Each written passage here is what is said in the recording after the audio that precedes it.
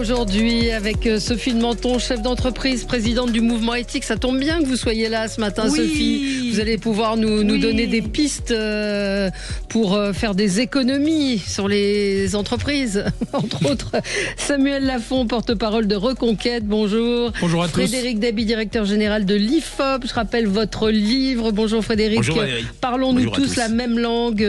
Brice Sokol, votre co-auteur qui vient ici régulièrement, c'est paru aux éditions de l'Aube. Et le seul, l'unique, Jacques Miard, maire de Maisons-Laffitte, et votre brûlot Bye Bye Démocratie, qui est paru. Je voudrais, ma chère Valérie, ajouter une chose, c'est que le dernier livre là que vous voyez, il y en a de multiples. Avant, j'ai un mandat du peuple, et ça s'intitule Propos insolents d'un député rebelle. Voilà. Et on le trouve donc, encore. Il y a un moment, il faut savoir faire face. D'accord. J'en ai une dizaine comme ça que j'ai fait avant le dernier. D'accord. Et on le trouve encore, on peut le trouver. Ah, mais bien sûr, il est chez l'Harmattan, celui-là. Marabout à l'Élysée, que je vous recommande. L'art de la politique, également tranché, le nœud gordien. Oh là là, quelle production. Il y en a toute une série, et c'est toujours dans la même ligne. Et je suis sûr, oui, c'est ça. L'important pour un homme politique, c'est la cohérence. Et la constance. Et je suis sûr qu'ils sont toujours d'actualité, même les plus anciens, que ce que vous disiez. On est bien d'accord. Voilà, hélas, absolument. Où trouver 40 milliards d'économies sans augmenter les impôts? On se souvient des promesses qui ont été faites par le ministre des Finances. On va parler des relations France-Algérie. SNCF, encore une menace de grève. Et puis Gérald Darmanin qui accélère la construction de 3000 places de prison préfabriquées dans le même temps. Cette nuit, plusieurs prisons ont été attaquées en France. On est quand même dans une situation extrêmement inquiétante. Je voyais, je crois que c'est un policier qui a écrit un livre qui s'appelle « La police ne peut plus rien pour vous ». Et c'est un peu le cas. Moi, j'ai une amie qui me racontait que dans Paris, il y a des jeunes qui escaladent les immeubles, qui vont sur les toits, les terrasses, les balcons. Ils appellent la police, personne ne vient. C'est-à-dire qu'ils s'en foutent. Enfin, c'est pas qu'ils s'en foutent, c'est qu'ils sont débordés. Ils sont débordés. Ils n'ont pas les moyens pour agir. Donc oui, je trouve que c'est un très bon titre. La police ne peut plus rien pour vous, hélas. On va avoir des petits trucs positifs un peu ce matin. Oui, Frédéric, avec vous, on commence. Votre coup de cœur. Alors c'est pas très positif du tout. Veuillez m'excuser. C'est un anniversaire. C'est la chute de Phnom Penh qui est intervenue entre le 14 et le 15 avril 1975. La prise de pouvoir par les Khmers rouges qui ont décidé un acte insensé de vider la population de Phnom Penh. Et c'est à ce moment-là qu'après cette guerre civile cambodgienne, les Khmers rouges, proches du Parti communiste chinois, ont pris le pouvoir et ont entrepris un véritable génocide interne, puisque 2 millions de Cambodgiens sont morts entre 1975 et 1979. Quelques réflexions sur cet événement. Tout le monde a en tête le film il y a une quarantaine d'années qui s'appelait La Déchirure, qui a été un film extrêmement fort, qui a raconté pour la première fois ce génocide, une partie de ce génocide, des livres de Michel Bizot qui s'appelle Le Portail. Mais d'une part, à l'époque, l'aveuglement d'une partie de la gauche, qui voyait l'arrivée des Khmers rouges comme une bonne nouvelle, notamment Libération, Le Monde, Edwy Plenel, il faut le dire. Et puis toujours un travail de mémoire à faire sur cet événement. Et pour ceux qui habitent la région parisienne, jeudi matin à Logne, il y a un monument qui va être qui a été initié par une association qui s'appelle KH50, comme Khmer 50, des fragments de vie d'Asie, et qui rappelle cet événement absolument tragique. Alors oui, c'est pas quelque chose d'heureux, mais c'est toujours ce travail de mémoire qui est très très important sur un événement, et ça a eu des conséquences pour notre pays, puisqu'il y a eu une émigration des pays d'Asie du Sud-Est, vietnamiens, les Boat People, les Cambodgiens également. On parle toujours de la guerre du Vietnam, mais vous savez sans doute que les Américains ont davantage bombardé de 70 à 73 le Cambodge que le Vietnam, puisque une partie du Cambodge était une base arrière des communistes vietnamiens. Et aller au Cambodge, c'est un pays absolument magnifique. Votre amie Tina Kieffer, on peut lui faire ainsi que son fils Mathis, on peut leur faire un petit coucou. Qui a ouvert une école il y a maintenant plus de 20 ans de cela pour les petites filles, et qui a réussi quelque chose d'assez exceptionnel. Et c'est plus qu'une école, c'est un centre énorme d'éducation. Et à Phnom Penh, aller voir le camp S21, qui était le camp où étaient détenus tous les opposants. Et son directeur Douche a fini par être jugé. Absolument glaçant. Alors, Sophie, c'est un coup de gueule. Oui, c'est un coup de gueule. Ah, j'ai relu 3 fois l'article. Oui. L'exécutif, d'abord l'exécutif, j'aime bien le terme. Je me demande ce que c'est que l'exécutif en France. C'est le président de la République. Oui. La guillotine. Oui, c'est à peu près ça. Mais le président de la République, veut étendre le droit d'auteur aux livres d'occasion. Et alors, je trouve ça stupéfiant parce que le livre, pour moi, c'est sacré. Il faut les acheter, il faut les prêter, il faut les revendre, il faut que ça circule. Et tout d'un coup, on veut étendre le droit d'auteur. Ce qui veut dire que, je pense par exemple aux bouquinistes. Qui revendent des bouquins. Le droit d'auteur, comment on fait ? On vend un livre sur les quais, on revend un livre sur les quais, et il faudrait mettre un droit d'auteur qui reviendrait à l'auteur. Il faudrait donc regarder ce qui est revendu. Ça concerne principalement quand même Amazon, Momox, tous les sites de revente de livres, de livres en ligne. C'est-à-dire pour dire, vous vous retrouvez aujourd'hui quand même avec des livres d'occasion qui viennent de sortir. C'est vrai. Sophie, c'est la vie. Et alors, je voulais vous dire, d'abord, personne n'est d'accord. Le syndicat national de l'édition, alors se féliciterait d'une avancée majeure. Bon, pour une juste rémunération, c'est vrai que Internet prive de rémunération, mais si vous saviez le descriptif de ce qu'il faudrait pour étendre ce droit d'auteur et pour étendre aux livres d'occasion, c'est encore un système à la française. C'est juste impossible à faire.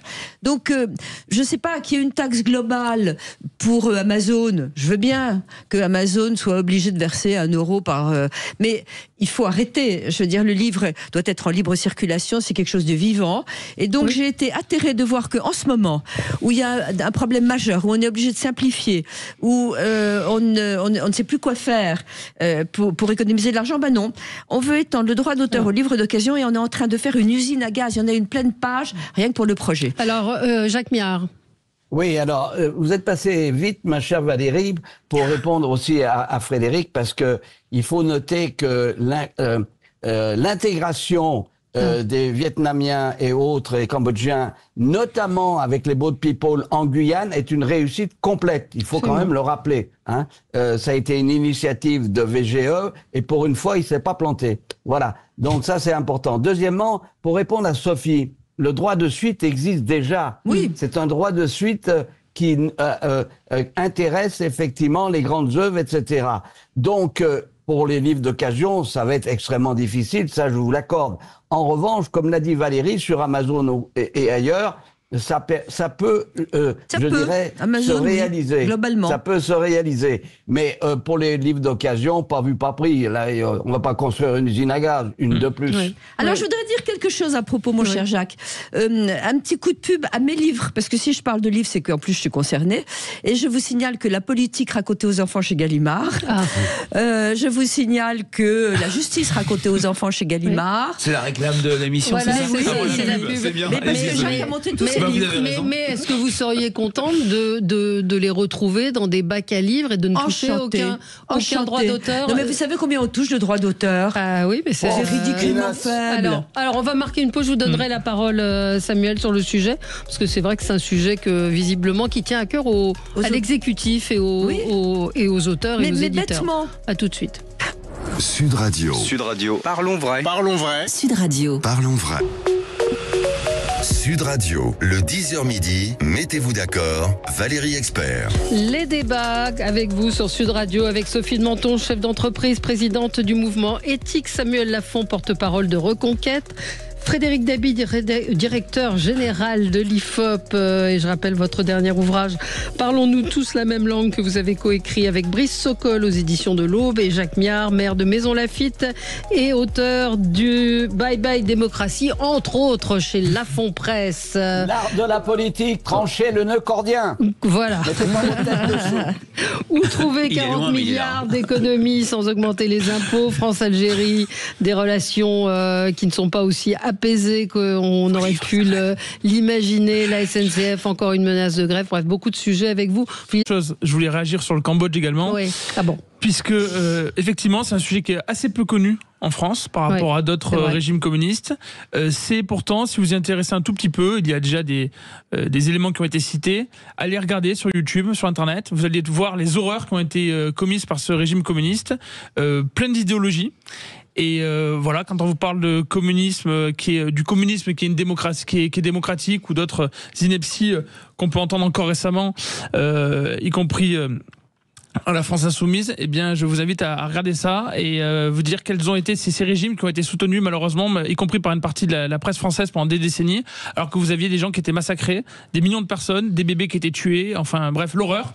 Et voilà, c'est peu connu. Voilà, si on vous parle de ça, si on parle de intellectuels comme Jean-Paul Sartre. Absolument. Voilà. Absolument. Oui, alors un tout petit bémol. Un tout petit bémol rouge. Le communiste, on est tout à fait d'accord, mais je pense à Roussel, qui est le président du Parti communiste actuellement. Et je pense qu'il y a des communistes aujourd'hui qui ne devraient pas garder le nom d'ailleurs, mais que les mouvements évoluent terriblement. Quand on a vu les soi-disant pires antisémites fachos de France reçus en Israël et être tous sauf antisémites qui sont le parti RN, les gens changent, les mouvements évoluent. Les communistes étaient épouvantables, c'est plus ça non plus. Et je pense que la véritable erreur... Les communistes en France, c'est un petit peu différent, ils n'ont pas été au pouvoir comme ont été Mitterrand avait pris les communistes au pouvoir, ça se passait très bien, on avait un ministre des Transports excellent. Mais vous avez dit ce que j'allais vous répondre, c'est-à-dire il devrait changer de nom. Parce qu'effectivement, Fabien Roussel a des positions, on voit que ça intéresse au social. On le reçoit même auprès des patrons, il a écrit un bouquin sur le travail. Non, mais j'ai bien vu son évolution et son mouvement d'ailleurs qui essaie de se séparer comme une partie de la gauche de l'emprise de Jean-Luc Mélenchon. Je suis bien d'accord. Il essaie de s'en séparer, et Ruffin, et Fabien Roussel, et Olivier Faure au Parti Socialiste. Sur les livres, effectivement, là vous avez tout dit, c'est une usine à gaz. C'est une usine à gaz. On parlait hors plateau de la possibilité d'acheter des livres d'occasion. Vous en avez évidemment sur Amazon, vous en avez également sur Vinted. Et vous en avez aussi chez les libraires maintenant. C'est ce que j'ai découvert le week-end dernier, une table avec marqué occasion. Oui, mais là vous avez des livres. Le libraire normalement il vend des livres neufs là, donc il y a quand même une question. Ça n'empêche pas que ça circule et qu'on lit. Moi je suis prête à tout. Vous me disiez est-ce que vous êtes content de voir vos livres gratuits? Oui, mais c'est des livres en moins. Oui, je suis ravie. S'il y a des bouquins, mais enfin, il faut bien que l'édition tourne. Je veux dire, il faut que l'édition tourne. Si les livres sont remis dans le circuit systématiquement. En tout cas, les auteurs, ils s'en foutent des droits d'auteur. Parce que je vais vous dire, j'ai jamais vu quelque chose de plus honteux. Les droits d'auteur sont ridicules. Pour les auteurs qui ne vivent que de ça, ça compte quand même qu'ils puissent en vendre. Mais ça n'empêche pas les succès de librairie. C'est ce que je voulais dire. Le fait que les livres circulent. Vous savez, souvent on parle de la question de la nécessité d'avoir un maximum de gens qui lisent. Eh bien là, ça permet. Honnêtement, quand vous regardez les boîtes à livres, vous avez tout le monde qui se sert dans les boîtes à livres et qui regarde, et peut-être des gens qui n'ont pas l'habitude d'acheter des livres. Absolument. On va avancer. Samuel, vous aviez un coup de gueule. Oui, un coup de gueule contre la volonté du gouvernement de persister sur les ZFE. Donc les zones à faible émission. Qui empêchent un Français sur deux de se rendre dans certaines zones en France, dans les métropoles. Ils ont une position de recul actuellement. On a entendu Agnès Pannier-Runacher qui expliquait qu'elle voulait maintenir les ZFE à Lyon et à Paris. Ce qu'il faut voir, et ça fait le lien avec ce qu'on disait à l'instant sur les usines à gaz, c'est une usine à gaz folle qui a été pensée, imaginée par des gens qui ne comprennent pas du tout ce que vivent les Français au quotidien. Et c'est ça qui est le plus sidérant. Alors c'est le cas de ce gouvernement, malheureusement c'est le cas d'autres gouvernements auparavant, mais là d'avoir un gouvernement qui persiste à vouloir maintenir les ZFE, il faut que ceux qui nous écoutent comprennent bien qu'on a une date butoir, qui est le 29 avril. Il y aura un vote le 29 avril à l'Assemblée nationale. Moi, j'invite tous les Français à se faire entendre sur le sujet. Il y a déjà eu des manifestations. Reconquête a organisé des manifestations également. On a une pétition en ligne. On a des autocollants que vous pouvez commander, mettre sur votre voiture. Parlez-en autour de vous. Les Français sont très largement opposés aux ZFE. Ouais. C'était un sujet pour nous dans le programme d'Éric Zemmour à la présidentielle. Il en a parlé pendant la présidentielle. On fait une campagne depuis 2022 sur le sujet. Là, c'est là où tout se joue. Parce que concrètement, vous avez des Français qui ne pourront plus utiliser leur voiture. Et on leur dit changer de voiture. Mais comment ? Ils n'ont pas les moyens de changer de voiture. Donc c'est un délire complet. Et en plus, on se moque d'eux puisque ils ont été incités pendant des années à acheter des voitures au diesel. Et maintenant, on leur dit finalement, vous pouvez pas le faire. Et en plus, votre voiture, si vous voulez la revendre, elle ne va rien coûter puisque personne ne voudra l'acheter. Donc c'est vraiment se moquer du monde. C'est ne pas se rendre compte, comme ils ne se sont pas rendus compte du mouvement des Gilets jaunes, du pouvoir d'achat, de la question du pouvoir d'achat des Français et du train de vie réel de la plupart des Français, de leur quotidien, simplement de la nécessité de faire des trajets, notamment dans la ruralité. Et donc voilà, vous avez cette date butoir, le 29 avril. Moi j'invite tous les Français qui nous écoutent à se mobiliser encore aujourd'hui. Beaucoup de pétitions, il y en a une à Lyon, il y en a une à Caluire, enfin il y a énormément de pétitions qui circulent sur les réseaux sociaux, mais quand même, enfin je vais faire un peu d'ironie, les pauvres n'ont pas de voiture, voyons, chez Samuel. C'est les moins riches, comme a dit Agnès Pannier-Runacher. Le propos sidérant d'Agnès Pannier-Runacher Haché qui montre qu'elle ne comprend rien du tout au territoire national, qu'elle ne comprend pas ce que vit. Et le plus grave, elle ne comprend pas ce que vit les Français. Ils se sont habitués, c'est une minorité qui est au pouvoir, qui s'est habituée à vivre entre elles, avec des gens qui vivent que comme elles. Et pour terminer, Paris n'est pas la France. D'accord. Et Lyon non plus. Donc au bout d'un moment, il faut se rendre compte que de la vie réelle. Jacques, ça se passe comment à Maison Laffitte?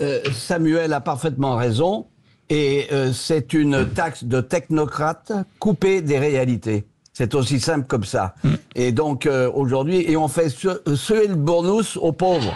Parce que comme l'a dit à juste titre Samuel, beaucoup de nos concitoyens sont incapables de s'acheter une nouvelle voiture qui serait soi-disant aux normes, alors même qu'on leur a vanté pendant des décennies qu'il fallait bien sûr acheter des voitures au fioul parce que c'était l'avenir. Donc il y a un moment, on est dans l'incohérence la plus complète et dans l'idéologie de technocrates décadents. Ça fait partie des sujets de conversation des Français. Ça fait partie des sujets de conversation. On se souvient de ce qui a mobilisé les Gilets jaunes, le travail qui paye mal, les taxes sur les carburants. Et pour reprendre ce que vous dites, les Gilets jaunes disaient beaucoup, et beaucoup de Français, j'ai tout bien fait, tout ce qu'on m'a dit de faire. J'ai pris une maison individuelle, j'ai acheté 2 voitures au diesel, j'ai une chaudière au fioul, et je vois que on m'incite à changer de modèle. Alors, faut être aussi objectif. J'ai vu un tableau des émissions au-dessus de Paris entre 2014, même entre 2001 et 2025, elles ont très fortement baissé. Maintenant, la question qui se pose, c'est pour qui fait-on une politique? Est-ce que c'est pour l'ensemble des Parisiens? Est-ce qu'il n'y a pas la petite couronne? Est-ce qu'il n'y a pas, et je vois Jacques, la grande couronne? C'est la question de la finalité de l'action. Et puis, je rappelle un chiffre IFOP, 70% des Français dépendent quotidiennement, prennent leur voiture tous les jours. Et c'est vrai que quand j'entends parler des mobilités douces, déjà le mot mobilité. Est-ce que quelqu'un dit mobilité quand il parle? Je suis en mobilité. Non, je suis venu chez vous en métro, puis en taxi, etc. C'est pas comme ça que ça marche. Et le sentiment de déconnexion que vivent les Français par rapport aux politiques, ça passe aussi par les mots qui sont utilisés et par le fait que beaucoup de Français ont le sentiment d'être exclus négativement des politiques publiques. Oui, non, mais et je vais vous dire une chose, c'est que sur le commerce, ça vous intéresse, sur les entreprises. Moi, je ne vais plus dans Paris. Je vous l'ai dit déjà certainement. J'ai changé certaines de mes habitudes parce que je ne veux plus prendre ma voiture parce que c'est un enfer. J'ai un problème avec le métro. Je le dis très clairement. Oui, c'est pratique, mais c'est souvent très bien, mais il y a beaucoup plus de monde qu'avant. Il y a beaucoup plus. Il y a beaucoup plus de monde qu'avant. Il y a des stations qui ne sont pas, quand on est ici, qu'on habite en banlieue, qu'on est banlieusarde comme moi, c'est compliqué de trouver le métro. Le RER est souvent en panne. Enfin, qu'on nous donne des mobilités douces, agréables et propres pour qu'on ait envie de prendre ces métros. Donc du coup, moi, je ne vais plus dans Paris avec ma voiture, très clairement. Alors, on a beaucoup de stations de métro par rapport à d'autres pays. Oui. On a un bon maillage, mais dans Paris. Et ça, le souci, c'est que typiquement, en lien aux ZFE, vous avez des personnes qui sont totalement exclues en dehors de Paris, et encore une fois, là je ne parle que de Paris, mais en dehors de Paris, dans petite couronne ou grande couronne, parce qu'ils n'ont pas accès facilement, ils n'ont pas le métro qui vont jusqu'à chez eux. Mais encore une fois, moi j'ai envie de parler de tous les Français. Il y en a assez franchement de ces politiques déconnectées depuis des années, qui espèrent juste gagner par défaut la présidentielle et ensuite être les grands maîtres de la France. Je suis pas sûr qu'avec les ZFE, ça les rendre très populaires. Et oui, mais malheureusement, ils espèrent qu'une chose, c'est le pari, on le savait. Hein, c'était le pari d'Emmanuel Macron lorsqu'il fait sa campagne présidentielle. Il suffit de voir ce que disaient ses équipes à l'époque. Eh bien, c'était d'arriver au second tour et puis de gagner même en étant minoritaire. Mais le problème, c'est quand même fou d'avoir une ministre qu'elle soit pas d'accord. On peut discuter de tout, mais qu'elle ne se rende pas compte de la réalité. Alexandre Jardin en témoignait récemment encore. Il est au rendez-vous avec elle. Il a participé très largement à la mobilisation contre les ZFE. De vouloir faire sa propre promotion par la ministre. Écoutez, il a sorti un livre, tant mieux pour lui. Mais la réalité, c'est qu'il était sur le terrain pour mobiliser un maximum de gens et régulièrement. Alexandre Jardin témoigne de son rendez-vous avec la ministre. Il se dit, mais elle ne comprend rien à ce qui se passe concrètement, à ce qu'on disait sur les voitures qu'il faut revendre, parce qu'en fait, les Français, quand ils changent de voiture, ils doivent revendre leur voiture, ils vont pas l'acheter à la poubelle. Et ça, elle était totalement déconnectée. Elle avait aucune conscience non plus. Je rappelle un dernier chiffre que pour les changements de voiture, c'était, il parlait de 3 à 5 SMIC qui étaient imposés aux Français. Et je parle même pas de l'élément central qui est la limitation de la liberté. La limitation de la liberté. On vous dit, vous n'avez plus le droit d'aller en ville. Jacques, vous vouliez ajouter quelque chose ? Ben, il est évident que la ZFE, c'est effectivement une taxe de technocrate coupée des réalités, point barre. C'est pas la peine d'aller chercher midi à 14h. Je crois que ça, c'est le genre de choses qui fait qu'un jour, il va y avoir des retours de bâton. Absolument. Notamment, Frédéric l'a très bien dit, c'est à l'origine, ne l'oublions pas, du mouvement des Gilets jaunes, et qu'à un moment ou à un autre, le peuple va se révolter. Et ça, c'est grave.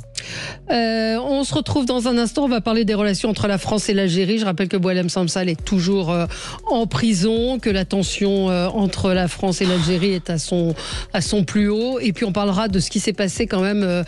Plusieurs prisons ont été attaquées cette nuit. La prison de Toulon, touchée par des tirs à l'arme automatique, et d'autres établissements ont été visés.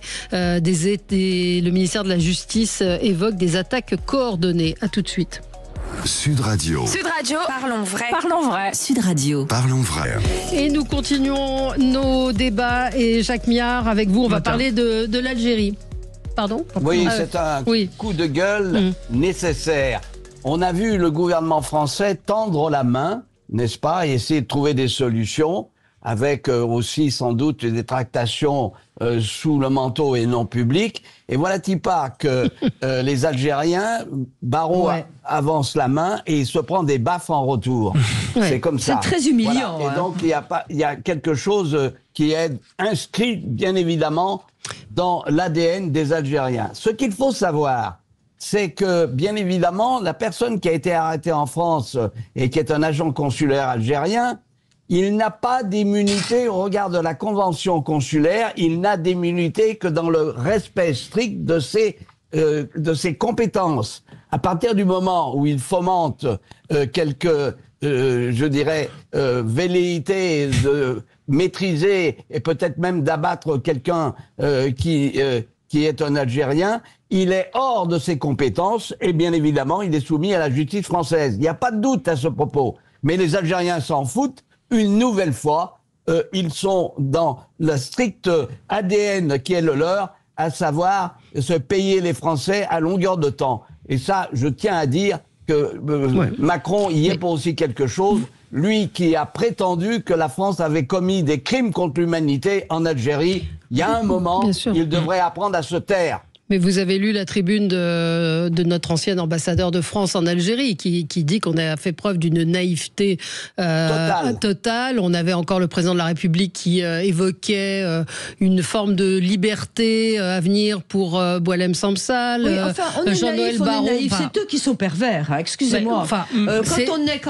Quand vous avez la parole d'un chef d'État, moi je comprends, je serais naïve aussi. Parlez bien dans le micro, Sophie. On est en face du président de la République. Entre président de la République, on leur promet des trucs parce que c'est le cas, ils n'ont pas de parole et c'est pas forcément nous qui sommes naïfs. La question est aussi qui dirige en Algérie. Moi je pense qu'un vrai souci... La diplomatie française est d'une totale naïveté, voire même d'une imbécilité. Notre responsabilité... Les Algériens sont parfaits. Non mais c'est pas ça que je dis. Non mais Sophie, à mon avis, le sujet, c'est que effectivement, vous avez dit le terme, c'est extrêmement humiliant pour la France et pour les Français. C'est ça qui est insupportable.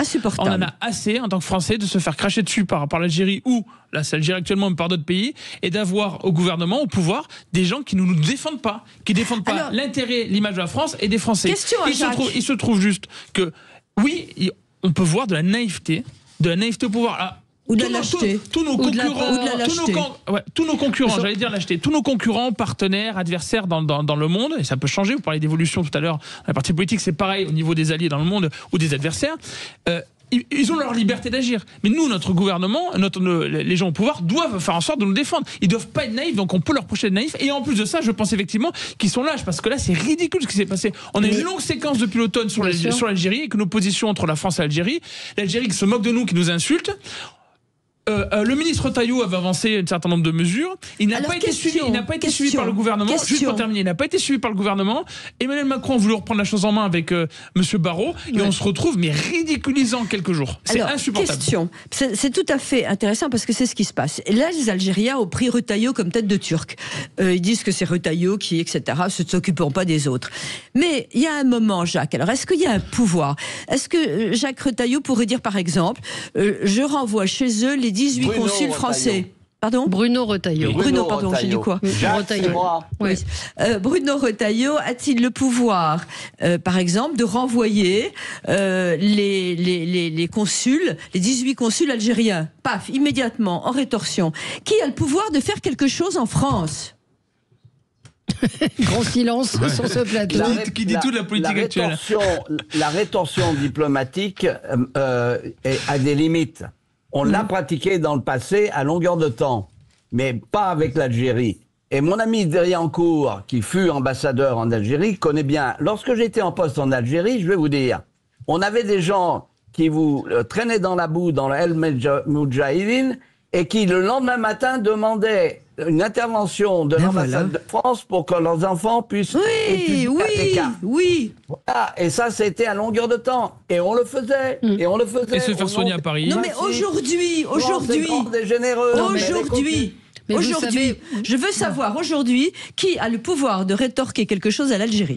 Le président de la République. C'est le seul. Est-ce que c'est le seul ? J'entendais ce matin quelqu'un qui disait, ça me fait penser au bronzé fond du ski quand Michel Blanc dit à Thierry Lhermitte, je sais pas ce qui me retient de te casser la gueule, et Thierry Lhermitte lui répond, la trouille peut-être. Et je trouve qu'on est un peu dans cette situation-là, c'est-à-dire retenez-moi ou je vais faire un malheur, ce que nous dit la France depuis. Ce que ne dit pas le président de la République.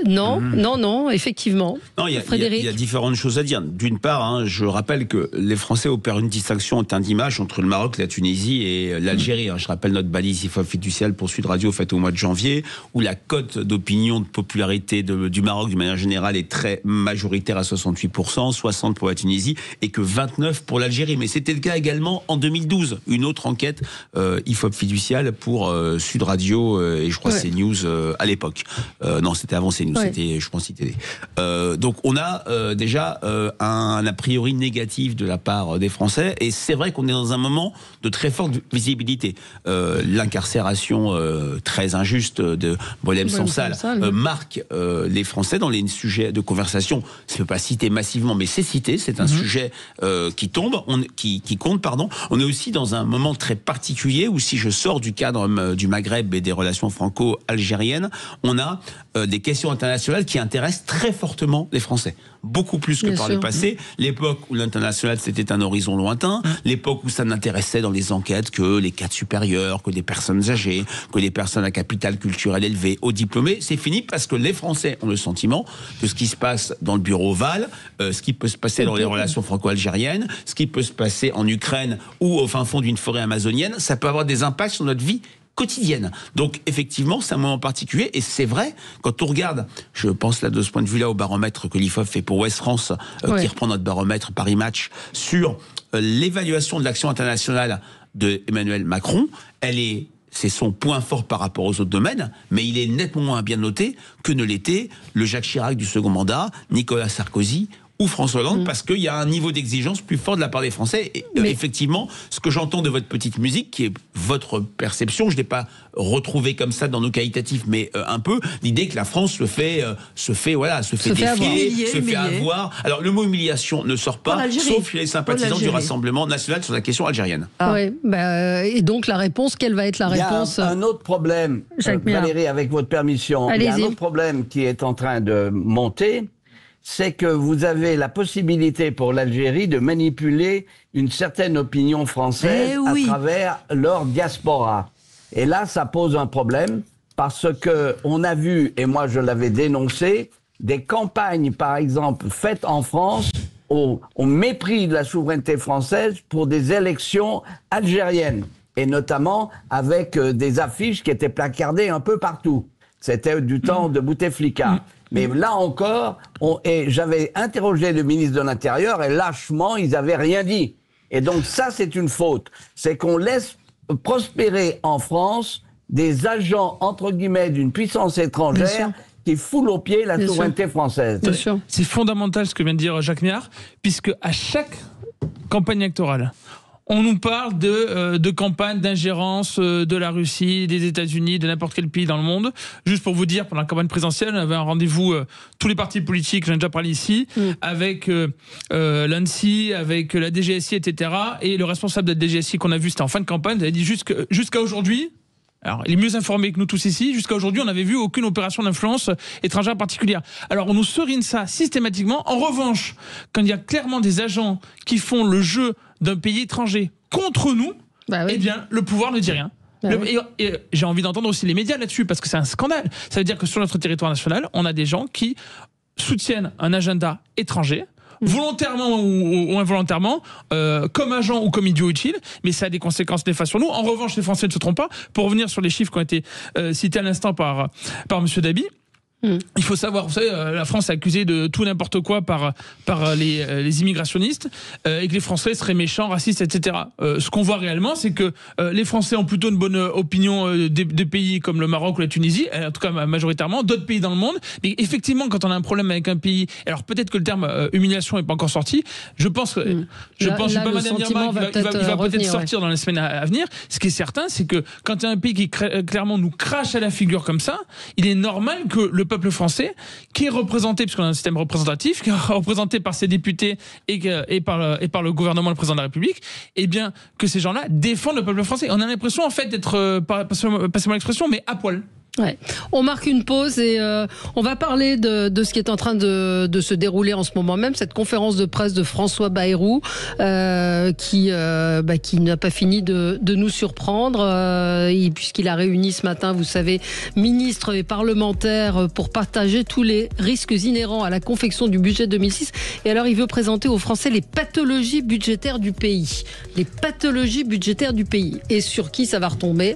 Eh bien sur nous. À tout de suite. Pathologies. Sud Radio. Sud Radio. Parlons vrai. Parlons vrai. Sud Radio. Parlons vrai. Valérie Expert. De retour avec vous dans ce 10h midi. Donc François Bayrou qui présente les pathologies, comme il le dit, de notre système budgétaire. Il a déclaré entre autres: nous n'avons pas assez de ressources parce que notre pays ne produit pas assez. Voilà ce qu'il a dit. Et ensuite, seule une prise de conscience de nos concitoyens peut soutenir une action déterminée. Donc en gros, c'est pas de leur faute. Ils nous ont mis dans la merde, pardon de parler comme ça, ils nous ont mis dans la merde. On a vu que les budgets de fonctionnement de l'administration avaient augmenté de 20%. Enfin, c'est colossal. Et on est en train de nous dire, ça va pas. Et à chaque fois qu'on nous dit, parce qu'ils sont schizophrènes, ils nous disent travailler plus. Mais en même temps, tout est fait pour vous empêcher de travailler moins. Et ils font l'impossible. Là, on n'a jamais vu ça. Je veux dire, que Trump révolutionne le monde en 15 jours, même si c'est très mal. Nous, on en est à 2 ans pour revenir sur la réforme des retraites de celle qu'il y avait avant. Je veux dire qu'il y a une paralysie pathologique du gouvernement qui est très grave. Et ce sont les entreprises qui trinquent. Ce sont les seules. Non, il va y avoir. Ils évoquent la possibilité de supprimer les 10% d'abattement pour les retraités. Donc la phrase exacte de François Bayrou: il est des heures de vérité décisive. Celle-ci en est une. On est dans la dramatisation. Notre conviction est que seule une prise de conscience de nos concitoyens, seule la confrontation, les yeux ouverts avec la vérité de notre situation, rien ne serait possible. Et l'exemplarité, c'est eux qui distribuent des chèques cadeaux. Je serais un peu moins sévère que vous. Alors, d'une part, là, moi je me sens insulté quand j'entends ça. La prise de conscience des Français sur la dette, elle est quand même faite. L'enjeu est, on réalise tous les 6 mois une enquête avec Sud Radio et Fiducial sur les priorités des Français. La dette, la réduction de la dette et des déficits comme sujet prioritaire a gagné une 12aine de points en moins d'1 an. C'est pas dans le top 5, mais ça monte de plus en plus fort parce que les Français, en plus, deux choses. D'une part, ça entretient ce pessimisme de projection. Mes enfants vivront moins bien que moi. Bah oui, s'ils ont une dette pareille, sans doute. Et 2, les Français la voient dans leur vie quotidienne. Oui, mais ils ne veulent pas que ça commence par eux, l'effort. Pas tous. Moi, je pense que c'est vrai que ça peut être vu comme maladroit. Redire que c'est un enjeu fondamental, c'est plutôt une bonne chose. Je pense, je suis pas sous votre contrôle, je suis pas économiste ou spécialiste. Je crois que l'année prochaine, le premier poste de dépense du budget, ça sera les intérêts de la dette. Un Français sur 5 le sait spontanément. Donc, je dirais qu'il y a une sorte de progression. Maintenant, où faire des efforts, comment les faire accepter. Puis on oublie toujours. Un mot là-dessus. On oublie toujours. Dans ce discours classique que Valérie rappelait, le discours churchillien, du sang, de la sueur et des larmes, on oublie de dire la finalité. Pourquoi faire? Pour quel but? Le discours churchillien, c'était pour abattre le nazisme. Là, quand on dit 40 milliards, pourquoi 40? Pourquoi pas 39? Pourquoi pas 50? Il faut expliquer les choses aux Français, parce que il y a une prise de conscience de plus en plus forte. Mais surtout, on nous a dit qu'il n'y aurait pas de hausse d'impôts. Enfin, je veux dire, ça a été dit, Jacques Méard. Alors que l'impôt qui était momentané est devenu définitif. Alors, absolument. Frédéric vient de poser une bonne question. Pourquoi 40? C'est 40, Alibaba avait 40 voleurs. Voilà, c'est ça la réalité. Mais surtout, il y a une chose que M. Bayrou et aussi le président de la République refusent de regarder en face, c'est que les carcans budgétaires aujourd'hui de l'Union européenne sont contraires à nos intérêts. Si on ne revient pas à ce qui a été supprimé par Maastricht, à savoir la possibilité pour les banques centrales d'alimenter le trésor pour l'investissement, on va dans le mur. Il n'y a aucune solution dans le cadre des traités à la solution de la dette française. Il faut faire des économies de l'État, enfin, c'est incroyable. Sophie, un instant. Laissez terminer, vous êtes trop eurobéate pour pouvoir ne pas écouter. Donc, je tiens à vous dire aujourd'hui que le problème de l'Union européenne, c'est directement contraire à nos intérêts, et c'est là où il y a un problème. Regardez aujourd'hui les créances de Target 2, où il y a au moins 1200 milliards qui sont des dettes, des créances que l'Allemagne a sur les pays du Sud et qui ne seront jamais remboursées. Donc il y a un problème, ça ne fonctionne pas et on va dans le mur. Ouais, alors, je suis. Est-ce que bon, j'ai mes solutions. Est-ce que vous allez nous en parler des solutions? Mais Samuel, 3 points qui font que le discours là de François Bayrou et du gouvernement qu'on va entendre va être à nouveau insupportable. Premier point, l'urgence permanente. C'est insupportable. À chaque fois, on explique que c'est l'urgence, qu'il faut tout être dans l'urgence. C'est pas ça qu'on attend des politiques. Oui, il y a des problème d'urgence à régler, mais on a envie enfin d'arriver dans une période où on peut avoir une vision et dérouler sur le long terme. Et cette urgence, on l'a notamment parce que systématiquement, ce qu'on nous propose, c'est des coups de rabot. Alors, un coup de rabot, on va être très concret. Vous imaginez une planche. S'il y a un endroit là où la planche, il faut couper parce que c'est inutile, inefficace, il faut couper. Et en fait, plutôt que de faire ça, eh bien, on enlève un petit peu de matière partout sur la planche. Et c'est ce qu'on fait depuis des années. Sauf que maintenant, la marche est tellement haute qu'on a l'impression qu'on pourra jamais y arriver. Ça, c'est le premier point. Deuxième point, c'est sûr, il faut que les Français prennent conscience de quelque chose. Ça a été rappelé à l'instant. Les Français le savent. C'est un peu trop facile quand on dit il faudrait que les Français s'en rendent compte. Moi, j'ai envie de vous dire sur les sujets où les Français veulent des résultats, donc typiquement l'efficacité de l'État, la sécurité, l'immigration, le pouvoir d'achat, les Français sont très conscients. Ils le disent dans tous les sondages, systématiquement, plus largement que la majorité, très largement, 60, 70, 80%. Et à chaque fois, en fait, ce qu'ils attendent, c'est une réponse de l'État. Ensuite, troisième point, c'est au niveau de l'Union européenne. Tout ne dépend pas de l'Union européenne, mais effectivement, vu la situation actuelle, on s'est mis pieds et poings liés et on a des marges de manœuvre qui sont diminuées. Donc maintenant, on peut agir évidemment au niveau européen, on doit agir aussi au niveau français. Et le problème qu'il y a là, c'est qu'on va voir encore une fois, Sophie rappelait à l'instant, le fait que Donald Trump ait pu en quelques jours tout changer. Il se reprend un peu tout en boomerang dans la figure. Qu'on soit pour ou contre. Mais ça veut dire qu'en fait, on peut avoir des résultats rapidement. Et on est trop habitué à des politiques qui blablatent depuis des années. Moi, j'ai envie de vous dire pour terminer, on est dans un système démocratique représentatif. On vote, on a des représentants qui doivent agir dans l'intérêt de la France et des Français. On ne doit pas systématiquement devoir participer, faire des réunions, etc. Ils sont là pour ça. Si vous n'êtes pas fait pour le job, partez. Si vous n'êtes pas capable, partez. Si vous êtes lâche, partez. Oui, enfin en même temps, il y a une situation qui n'est pas inhérente seulement à Emmanuel Macron. C'est des années et des années c'est un cumul. Il est responsable de 1000 milliards de dettes supplémentaires. C'est vrai, c'est pas mal. Il est directement responsable de ça. C'est vrai. Quelle solution alors, Sophie, pour vous ? Écoutez, d'abord, il y a quelque chose de très clair. Je ne veux plus entendre un seul politique s'exprimer sur la réduction de la dette de l'État sans avoir immédiatement un point concret qui va être réalisé et mené à bien dans les 6 mois sur une économie de l'État. Je ne veux plus. Comme quoi, c'est quoi une économie de l'État ? Une économie de l'État, je peux vous en citer. Tiens, alors, Jacques, bouchez-vous les oreilles, mais supprimez le CESE. Il y a les CESE, le CESE national, il y a les CESE départementaux. Régionaux. Régionaux, les Régionaux, Césaires. pardon. Qui, bon, ça sert à rien, c'est un entretien c'est inutile, enfin, etc.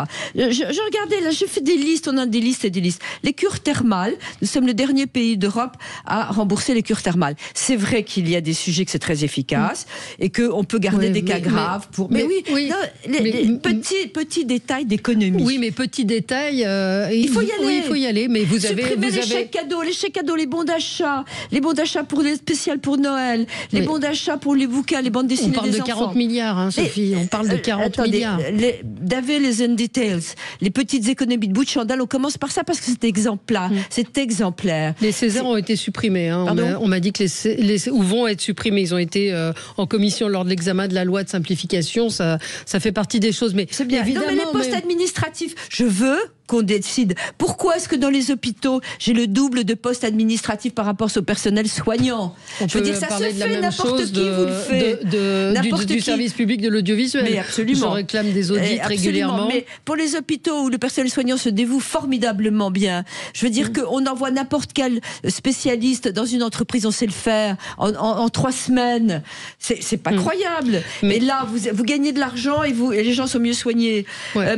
Fusionner des agences comme Pôle emploi et l'agence de services et de paiement en charge des aides sociales, qui gère des démarches administratives redondantes, l'administration territoriale qui pourrait... Mais, alors attendez, diminution du tribut de l'État. Vous allez me dire que c'est pas grand-chose. Je pense que vis-à-vis des Français, c'est très important. Réduire les dépenses liées au voyage officiel, les avions privés, les hôtels, les voitures de fonction, la location de jets privés, l'organisation des réceptions somptueuses. Mais non, on peut pas dire non, c'est rien. Mais c'est un peu démago. Je veux dire, c'est pas démago. Les Français, ils trouvent ça invraisemblable. Invraisemblable, même moi. J'étais invitée à déjeuner à Matignon. Il y a pas très très très longtemps. J'avais un maître d'hôtel derrière moi, j'avais un premier buffet, j'avais 3 personnes au vestiaire, j'avais un maître d'hôtel derrière moi qui me soufflait le nom des vins à l'oreille. C'était pour réunir des patrons.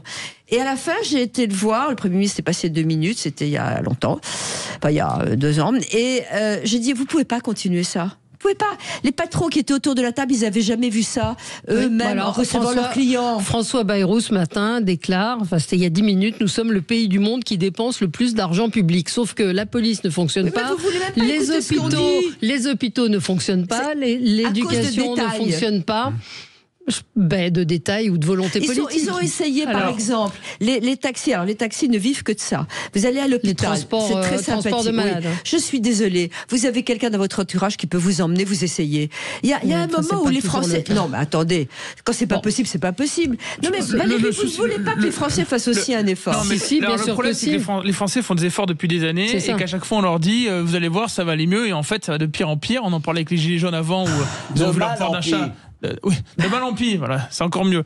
Avec les gilets jaunes et le pouvoir d'achat qui baissait, vous avez la sécurité des Français qui baisse. En fait, et du coup, on en parlait à l'instant, vous avez moins confiance à l'avenir. On a un souci avec la classe politique actuelle, c'est qu'elle est spécialiste de la construction normative. On a des politiques qui veulent juste construire de la norme. On a commencé ce débat sur les ZFE, et des gens qui se croient plus intelligents que tout le monde et qui disent on va créer ça, c'est bien. Ils se rendent pas compte, non seulement, j'allais dire, ils sont peut-être pas si intelligents que ça, puisqu'ils se rendent pas compte de la vie réelle des gens. Si vous êtes incapable d'avoir un minimum d'empathie en politique et de comprendre ce que vivent les Français au quotidien, c'est qu'à mon avis, vous n'êtes pas fait pour ça. Et ils sont incapables aussi de voir, et c'est important, les conséquences concrètes derrière. Quand on rajoute vous parliez à l'instant, de la paperasse dans les hôpitaux ou auprès des médecins, évidemment que ça a des conséquences pour tout le monde. Pour tout le monde, ça a des coûts directs et des coûts indirects. Quand vous avez systématiquement des normes qui sont posées, on parle des ZFE maintenant, mais demain le prochain sujet ce sera les DPE qui empêchent des logements d'être loués, alors que vous savez que la part du logement est de plus en plus importante dans le budget français. En tout cas, elle est très importante et du coup, elle prend un nombre de Français à la gorge. Et pour les entreprises. Et pour les entreprises également. Bref, on a un vrai souci qui est au-dessus de tout ça, c'est qu'on a des spécialistes de la norme et du coup de rabot. Sauf qu'il faut prendre des décisions politiques importantes avec des priorités. Et concrètes. Parce qu'il y a des finalités. Typiquement, si la finalité c'est, je vous parle juste de la justice, rétablir la sécurité en journée et le soir partout sur le territoire, ça demande de gros moyens, oui, mais ça veut dire concrètement où est le problème? Où est le problème concret aujourd'hui? Où est le goulot d'étranglement? Le goulot d'étranglement, il est au niveau de la justice. Donc pendant des années, on n'a pas mis suffisamment d'argent dans la justice, et on a aussi une position. Le budget a quand même beaucoup augmenté ces dernières années, il faut le reconnaître. Le budget a beaucoup augmenté ces dernières années, mais il a pendant très longtemps, on a laissé faire sans se rendre compte qu'en fait, il suffisait pas de donner juste plus à la police, qu'il fallait aussi augmenter au niveau de la justice. On a aussi des politiques qui sont relativement laxistes, et les Français le déplorent régulièrement, ils le disent dans tous les sondages, ils trouvent que la justice est trop laxiste. Donc, vous voyez, si vous avez cette finalité-là, concrète, juste sur la sécurité, en vous disant le problème, là, il est au niveau de la justice, et où on arrête les délires laxistes qui servent à rien, où en fait, les personnes ne vont plus en prison, ils ont juste des bracelets, et en fait, ils sont libres de faire ce qu'ils veulent, c'est pas des vraies peines de prison, pardon, mais quand on a des bracelets, et ben là, on pourra régler le problème. Le problème, c'est qu'on n'a pas ça du tout dans la politique. C'est vrai, mais vous avez un regard, vous survolez ça, dans le détail, mais de haut. Moi, je pense que ce qui est visible, ce qui est exemplaire, ce qui est concret, ce que les gens comprennent, c'est ce qu'ils voient. Et il faudrait commencer par le quotidien, par arrêter la gaspille du quotidien. Ils le voient, c'est pas possible. Où je rejoins quand même Sophie, alors dans son rôle, et moi je suis pas dans un rôle d'acteur politique, c'est vrai qu'on sait toujours qu'une réforme réussie, c'est une réforme où on a le sentiment que l'État donne l'exemple le premier, et c'est vrai que, alors, ce que nous a fait Sophie, ça peut être vu comme une liste à la Prévert, mais c'est vrai que pour les Français, ça peut être concret, même si, moi je vous dis, en tant que professionnel qui côtoie les ministères, les budgets ont été quand même rabotés, et il faut pas faire croire à nos auditeurs que c'est buffet, gabegie et qu'on se goberge matin, midi et soir. Faut pas être dans la démagogie non plus, mais quand même, c'est vrai que l'idée que l'État donne l'exemple le premier, à l'échelle nationale, à l'échelle aussi de la décentralisation, les budgets de fonctionnement des différentes collectivités a été très fortement augmenté, même si le budget doit rester à l'équilibre pour une collectivité, notamment pour une ville, donc c'est quand même bien géré. Ça peut donner l'idée aux Français, l'impression que l'État fait des efforts. Mais c'est vrai qu'au-delà de ça, les principaux postes de dépenses, on sait très très bien, c'est la retraite, et ça va être le sujet de l'élection présidentielle, l'assurance maladie, le chômage et bien sûr les aides. Il faut faire ce qu'il faut, il faut arrêter de demander l'avis de tout le monde. C'est pas pour rien qu'on a maintenant 3/4 des Français qui disent, par exemple, les chômeurs pourraient trouver du travail s'ils le voulaient vraiment, le sentiment qu'il y a un assistanat, et c'est une réalité partagée par une majorité de sympathisants de gauche, et pas seulement comme par le passé quand Laurent Wauquiez avait parlé du cancer de l'assistanat par les sympathisants de droite et d'extrême droite. On se retrouve dans un instant avec vous sur Sud Radio. Sud Radio, votre attention est notre plus belle récompense. J'adore Sud Radio dans la mesure où là au moins on peut s'exprimer en direct et donner notre avis. Sud Radio, parlons vrai. Mettez-vous d'accord, Valérie Expert. Je voudrais que nous parlions quand même de ce qui s'est passé cette nuit avec cette attaque de plusieurs prisons, la prison de Toulon en particulier touchée par des tirs à l'arme automatique. Il y a eu d'autres établissements également qui ont été attaqués, des voitures brûlées devant un certain nombre de prisons. Le syndicat FO affirme que 15 impacts ont été relevés sur la porte d'entrée du centre pénitentiaire de Toulouse. Là aussi, on parlait de l'Algérie, mais on parle d'une défiance de l'État, d'une humiliation quand même pour le ministre de l'Intérieur, ou en tout cas pour l'État. On s'en prend aux agents pénitentiaires, on s'en prend aux prisons. Ce qui s'est passé est gravissime. J'allais utiliser ce terme, c'est gravissime. Ce qui se passe là avec ces attaques de prison, on va voir ce qui se passe dans les jours suivants. Il y a eu Nanterre et Valence. Mais vous voyez bien ce qui se passe depuis des années. Vous aviez des insultes contre les policiers, les forces de l'ordre. Maintenant, vous avez des attaques physiques, même filmées, pour se moquer des forces de l'ordre, avec des gens qui sont menacés, qui pourraient vraiment mourir sur le terrain, les policiers, les gendarmes. Vous avez des commissariats qui ont été attaqués. Maintenant, on a des prisons qui se font attaquer. Qu'est-ce qui va se passer? Ils vont tirer, je dis n'importe quoi, un coup de lance-roquette dessus, et puis faire en sorte de faire sortir les prisonniers. Pendant un moment, certains disaient que la France est en train de devenir un pays d'Amérique du Sud, du temps où elle était moins en sécurité. Mais c'est vers ça qu'on va si on laisse faire. Et il y a un moment où c'est l'armée qui doit intervenir. Quelle peine pour les gens qui ont fait ça. La police et la gendarmerie. Quelle peine. La gendarmerie, c'est l'armée. Quelle peine pour les gens qui ont fait ça. C'est extrêmement important. Il faut les interpeller. Oui, une fois qu'ils sont interpellés. Mais quelle peine? Ils vont avoir quoi? Ils vont avoir un petit tape sur la main? Mais s'il y a vraiment une insurrection contre les forces de l'ordre, c'est à l'armée d'intervenir. Jacques Méard. Il suffit de dire, Sophie, s'il vous plaît, je suis un peu étonné parce que tout à l'heure, effectivement, et Sophie avait raison, on peut faire de multiples économies et notamment dans le 10 000 feuilles territorial. Parce que ça, c'est imbitable pour les Français. Deuxièmement, il est clair aujourd'hui que si les forces de police sont attaquées avec des mortiers et des tirs réels, si on ne leur donne pas l'ordre de riposter par les mêmes moyens, il n'y a plus d'autorité, il n'y a plus d'État. C'est aussi simple que ça. Et donc, la France, elle s'est faite comme ça. Je me souviendrai toujours que même Cueil... Mais ils ont l'autorité. Même Cueil qui disait « Je ne connais pas de problème aussi difficile que soit de l'absence de résolution on arrive à résoudre », il a donné l'ordre de tirer lorsqu'il y a eu des manifestations insurrectionnelles dans le nord de la France. Et ça s'est arrêté. Mais Jacques, donc, si on ne revient pas à cette nécessité de répondre par la force à la force, on est foutu. Alors, je peux vous donner, parce que j'ai suivi un cours comme colonel de réserve de la gendarmerie. Alors, il faut savoir qu'un gendarme a le droit de tirer. Et alors, ce qui est très intéressant, il a le droit de tirer pour tuer. Il n'a pas le droit de tirer dans les jambes. C'est extraordinaire parce que ça veut dire, s'il tire, qu'il a été personnellement visé de façon mortelle. Donc, ils hésitent un peu, on le comprend, et ils ont le droit de tirer dans l'intention de tuer s'ils ont été personnellement attaqués. Mais c'est un droit qu'ils ont. Et quand s'ils n'ont pas été attaqués, ils vont pas les tirer. Ben là, quand même, quand on est une prison attaquée. Oui, mais c'est pas eux qui sont attaqués. Reste à savoir sur qui ils tirent dans la prison. Alors, Frédéric. Non, mais je vais sortir de ce sujet, mais plus généralement, cette question taraude les Français, notamment à l'échelle municipale. On a publié une enquête, on a fait un colloque au Sénat il y a une dizaine de jours avec l'Inspiration politique, experts et territoire sur les grands déterminants du vote pour les municipales. La sécurité arrive à un niveau jamais vu en termes d'intensité, et pas que la sécurité, la propreté. Une ville propre, c'est dans laquelle une ville on se sent en sûreté. Le mot narcotrafic, qui était un mot qui était peu connu, c'était des séries, la Casa des Papel, etc.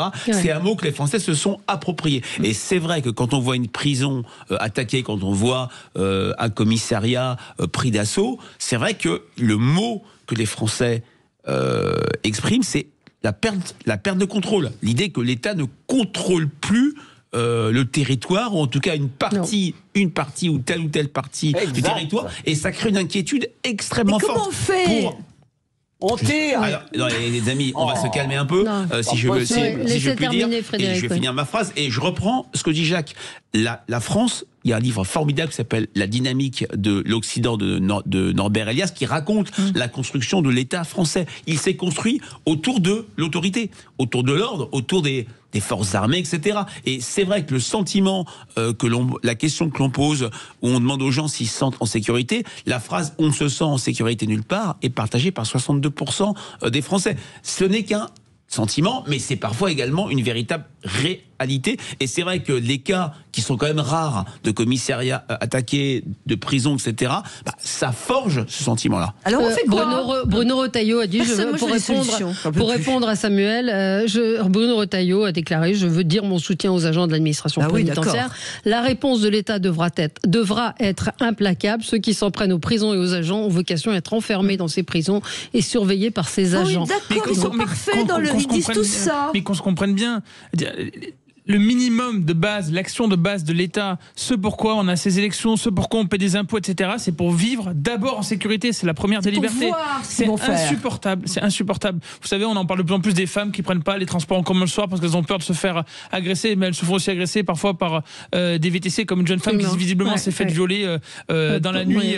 Dans le 16e arrondissement de Paris. Mais ça arrive beaucoup trop souvent. Mais pardon de le rappeler, mais c'est fondamental qu'on puisse vivre en sécurité. Vous savez, sur les réseaux sociaux, vous avez des comparaisons qui sont faites avec des pays étrangers. Mais on peut parler du Japon, mais quand vous allez au Japon, vous sentez non seulement en sécurité, mais aussi c'est propre. C'est insupportable de voir des gens qui se moquent de nous. Vous avez vu des campagnes contre la France ces derniers temps, parce qu'ils se moquent de nous. Ils se moquent de nous parce qu'ils voient les conséquences très concrètes sur notre territoire national. Alors quand on a eu les JO, c'était très bien. Effectivement, c'était parfait. Il y avait de la sécurité à Paris, il y avait les transports, tout était propre. Mais ça a été possible pendant un temps. Ce qu'espèrent les Français, c'est quand même, on est une grande nation, c'est qu'on puisse, et c'est le minimum vital, qu'on puisse vivre tranquillement dans un pays en sécurité. Et ils ont l'impression qu'en fait rien n'est possible, qu'on a abandonné par l'État. Mais ce discours-là, Samuel, pardon, c'est vrai, on n'entend que ça à chaque fois. Je voudrais physiquement voir, quand il y a une prison qui a été attaquée, ce qui se passe. On va voir. Il faut le voir physiquement. Ouais. Il faut qu'il y ait un exemple. Visiblement, il faut traduire par des actes. On ne peut pas continuer à parler sans traduire par des actes.